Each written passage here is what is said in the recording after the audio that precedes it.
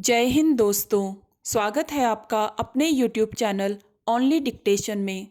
दोस्तों, आज की डिक्टेशन आपको 70 शब्द प्रति मिनट और 80 शब्द प्रति मिनट की स्पीड से मिलेगी।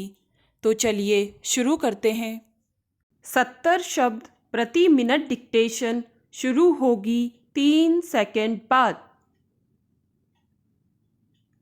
महोदय, समाज के 2 भागों में विभाजन की प्रक्रिया, जिसमें मात्र थोड़े से लोग नई आर्थिक नीति के तहत दिन दूनी रात चौगुनी प्रगति कर रहे हैं और बाकी के लोग लगातार भूखमरी की कगार पर पहुंच रहे हैं, यह सिर्फ शहरों तक सीमित नहीं है, बल्कि यह सिलसिला गांवों में भी देखा जा सकता है।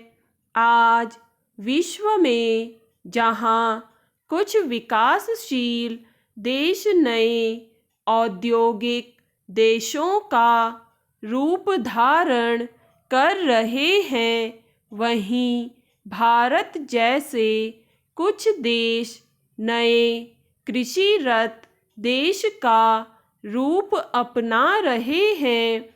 इन नए कृषिरत देशों का मुख्य काम यही रहता है कि विकसित देशों को सजावट के लिए फल फूल और दुर्लभ कृषि उत्पादन निर्यात कर उन देशों से खाद्यान्न आयात करना नई आर्थिक नीति के तहत अंतर्राष्ट्रीय व्यापार के संभव हो सकने के लिए।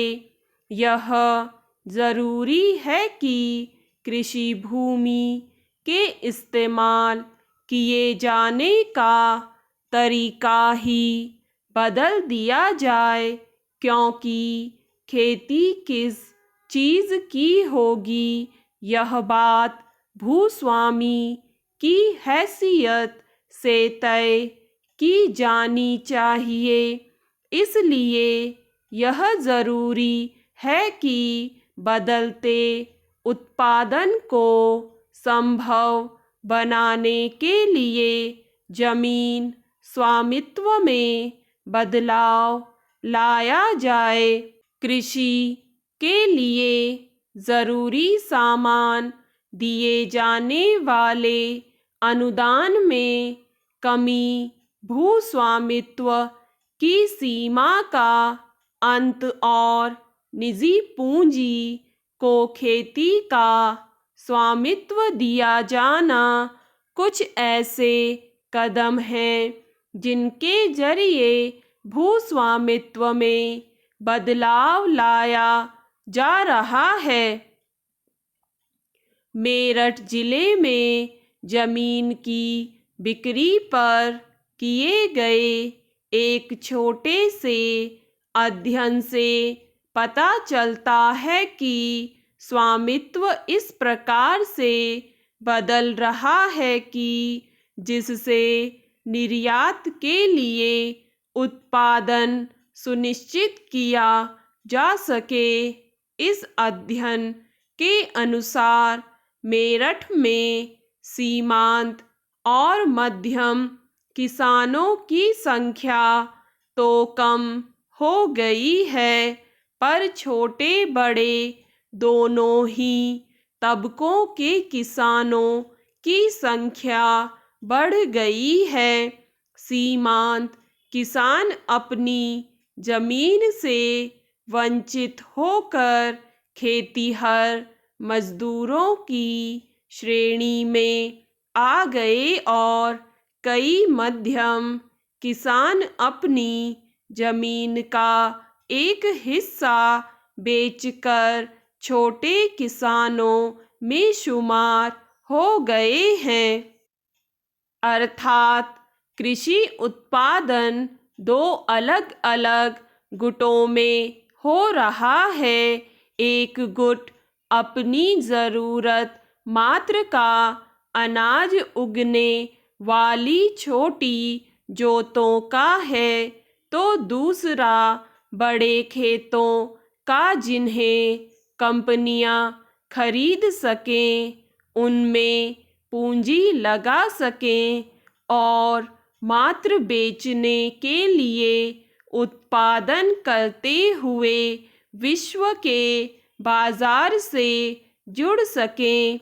संक्षेप में यह कहा जा सकता है कि 90 के दशक में उभरता भारत, जिसे अंततः नींद से जगाया हुआ शक्तिशाली हाथी कहा जा रहा है, देश के अधिकतर लोगों के हितों का प्रतिनिधित्व नहीं करता है। गरीबी के आंकड़ों में भले ही थोड़ा परिवर्तन हुआ हो, लेकिन यह बात साफ हो चुकी है कि अधिकांश भारतीयों को योजनाबद्ध तरीके से आधुनिकीकरण की प्रक्रिया से बिल्कुल काटा जा रहा है। स्टॉप।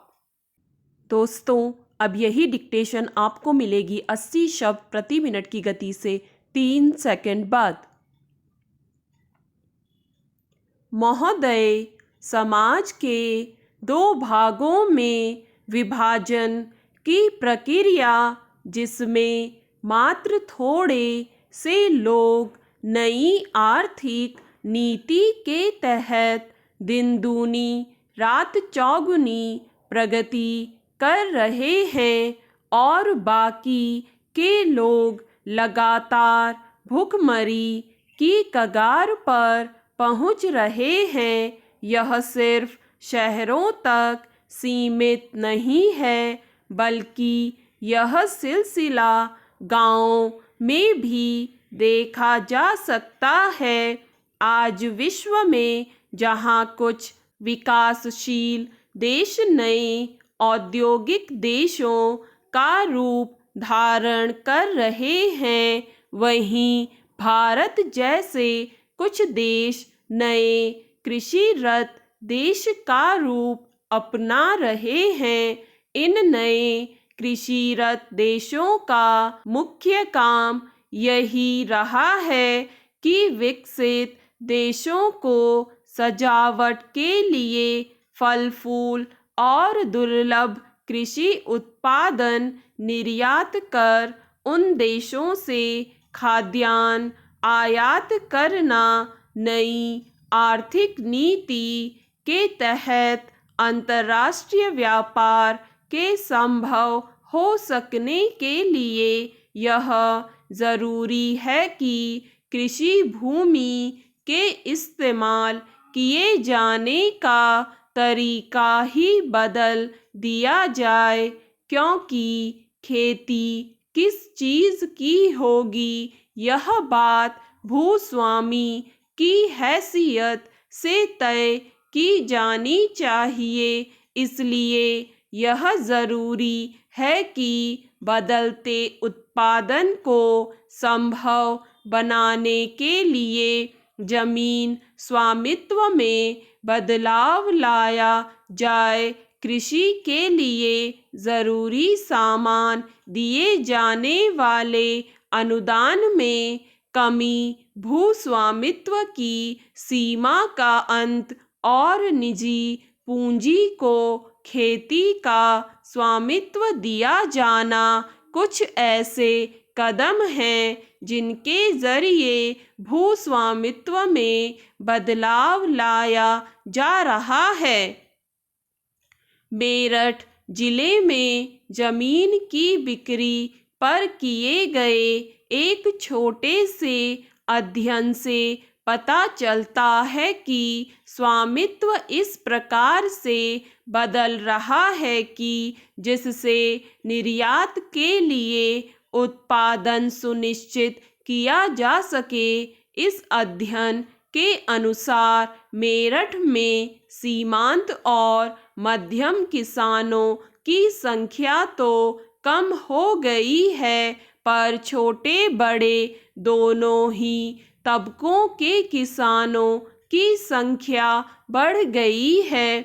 सीमांत किसान अपनी जमीन से वंचित होकर खेतीहर मजदूरों की श्रेणी में आ गए और कई मध्यम किसान अपनी जमीन का एक हिस्सा बेचकर छोटे किसानों में शुमार हो गए हैं। अर्थात कृषि उत्पादन दो अलग अलग गुटों में हो रहा है।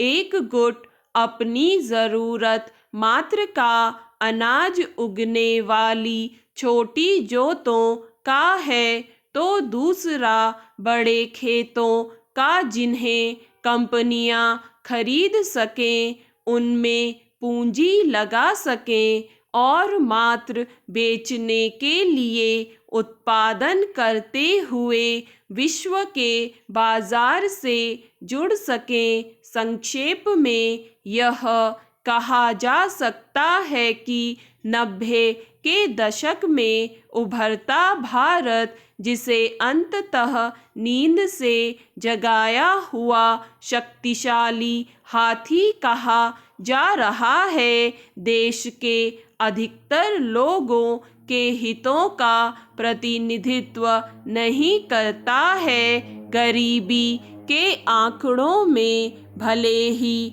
थोड़ा परिवर्तन हुआ हो, लेकिन यह बात साफ हो चुकी है कि अधिकांश भारतीयों को योजनाबद्ध तरीके से आधुनिकीकरण की प्रक्रिया से बिल्कुल काटा जा रहा है। स्टॉप। दोस्तों, अगर आपको ये डिक्टेशन पसंद आए तो लाइक करें, सब्सक्राइब करें और अपने दोस्तों के साथ भी शेयर करें।